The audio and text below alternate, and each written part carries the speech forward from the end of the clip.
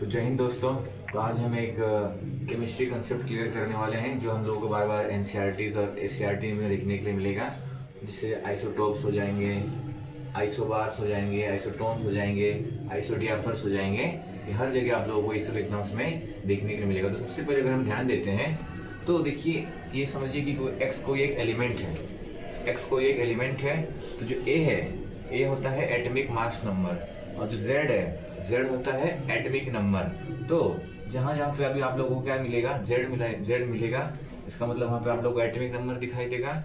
और जहाँ जहाँ पे आप लोगों को ए दिखाई देगा, उसका मतलब वो क्या है, एटॉमिक मास नंबर है। और ये तो उसका क्या रहेगा, फॉर्मूला रहेगा। ठीक है, तो हम सबसे पहले आते हैं आइसोटोप पर। तो देखिए आइसोटोप क्या होता है, जब सेम एटॉमिक नंबर होगा लेकिन एटॉमिक मास नंबर डिफरेंट होगा तो उसे हम क्या कहते हैं, आइसोटोप कहते हैं। जैसे एग्जांपल में देखिए, बहुत ही आप लोगों को बढ़िया से बना के दिया हूँ एग्जांपल्स हाइड्रोजन के। देखिए आइसोटोप्स, देखिए 1H1, 1H2, 1H3। देखिए सेम एटॉमिक नंबर है सभी के, लेकिन एटॉमिक मास नंबर क्या है, सभी के अलग अलग है। इसी को हम लोग क्या कहते हैं, आइसोटॉप कहते हैं। और आप लोगों को एकदम सबसे बेस्ट कंटेंट मिलेगा। देखिए जो हाइड्रोजन का जो 1H1 आइसोटॉप होता है उसे हम प्रोटियम कहते हैं।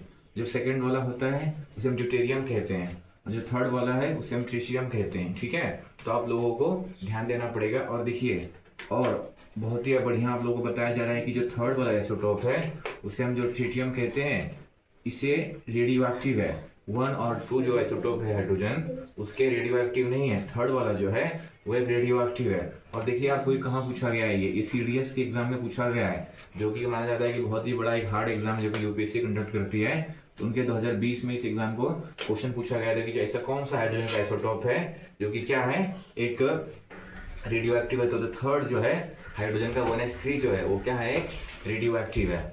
अगर हम आगे देख के चलते हैं क्लोरीन का, देखिए क्लोरीन Cl1735, Cl1737, ये देखिए है क्लोरीन के। इसमें भी आप देखिएगा सेम एटॉमिक नंबर है, लेकिन एटॉमिक मास नंबर क्या है, डिफरेंट है। और जो क्लोरीन का जो ये वाला है, इसमें 75.77% ये नेचुरल क्लोरीन है, इसमें मिलता है। और जो सेकंड वाला जो है, इसमें 24.23% क्या मिलता है, नेचुरल क्लोरीन हम लोगों को देखने के लिए मिलेगा। ये भी क्वेश्चन देखिए पूछा गया है सीडीएस जीके 2 में 2024 में, कि जो क्लोरीन के ऐसे कौन से दो आइसोटोप्स हैं जो कि हमको देखने के लिए मिलते हैं। तो Cl35 एंड Cl37।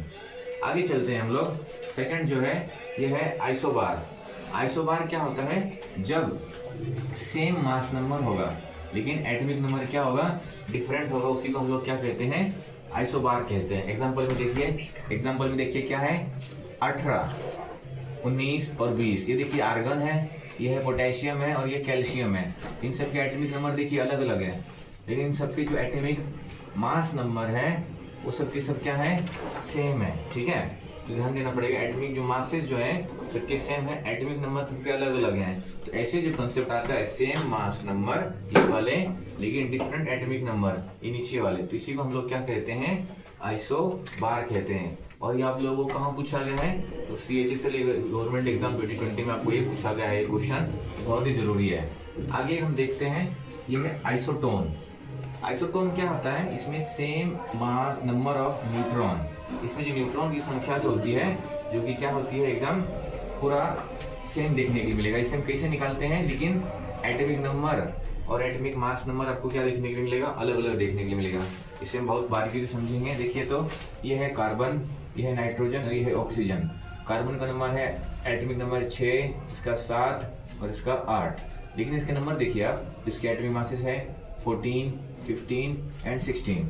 अब देखिए न्यूट्रॉन निकालने के लिए हमको क्या करना पड़ता है, एटॉमिक ए को जेड से माइनस करना पड़ता है, यानी जो ऊपर वाले नंबर है उनको नीचे वाले नंबर से माइनस करना पड़ता है। तो देखिए अगर हम माइनस करते हैं, 40 - 6 करेंगे तो 8, 15 - 7 करेंगे तो भी 8 निकलेगा, और 16 - 8 करेंगे तो भी आंसर हमको क्या निकलता है, 8।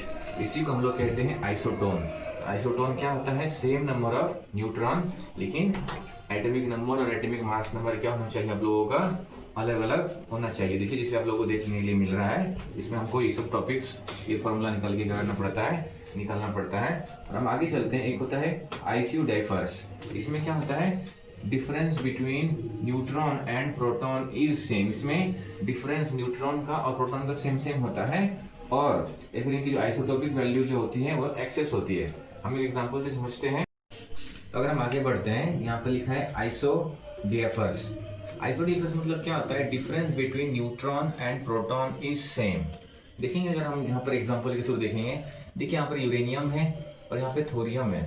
यहाँ पर देखिए इसका एटॉमिक मास नंबर है 235 और एटॉमिक नंबर है आप लोगों को यहाँ पर मिल जाएगा लगभग 92 तक मिल जाएगा। यहाँ पर देखिए इसका एटॉमिक नंबर है 90, इसका एटॉमिक नंबर है मास नंबर है 231। जब हम क्या करते हैं, इनके न्यूट्रॉन और प्रोटॉन को माइनस करेंगे यानी 143, ये कैसे आया जाए, इसको माइनस करने पर ये आया है, और ये तो ऐसे ही ऑलरेडी है।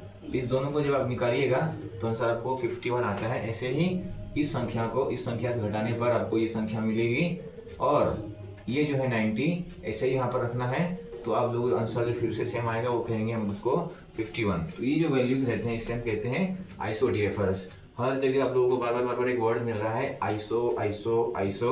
इसका मतलब क्या होता है, आइसो मतलब होता है सेम, और जहाँ जहाँ पे टॉप्स तो मतलब समझिएगा ऊपर के नंबर सेम, मतलब एटॉमिक मास नंबर सेम हो जाएगा, और आइसो बार यानी ये सब चीज़ें आप लोगों को देखने के लिए मिलेगी। तो आपको मैंने बहुत ही बेहतरीन तरीके से सब चीज़ें बताई है। आशा करते हैं कि आप लोग इस वीडियो को शेयर करिएगा, लाइक करिएगा, और चैनल को सब्सक्राइब करिएगा, और अपने दोस्तों में स्कूल्स के ग्रुप में इसको शेयर करिएगा। धन्यवाद।